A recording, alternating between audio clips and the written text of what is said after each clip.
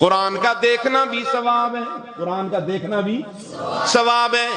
اور پانچویں چیز زمزم کے پانی کا دیکھنا ثواب ہے، کیونکہ زمزم کا پانی جنت کے پانی سے اعلیٰ۔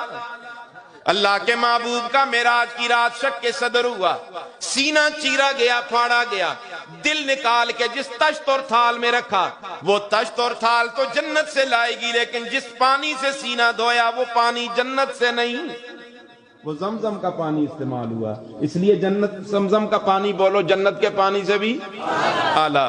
اور ایک اور خوشخبری سناؤں، اللہ کے محبوب جب بھی پانی پیتے پانی بچ جاتا، صحابہ میں قطرہ قطرہ تقسیم ہو جاتا۔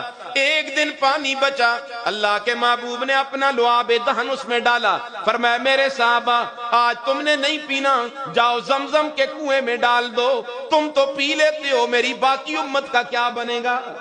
فرمایا قیامت کی صبح تک میری امت کے لوگ آئیں گے، جہاں زمزم کا پانی پیئیں گے میرے منہ کا لگا ہوا بھی پانی انہیں ملتا رہے گا۔ تو قرآن کا دیکھنا کیا ہے؟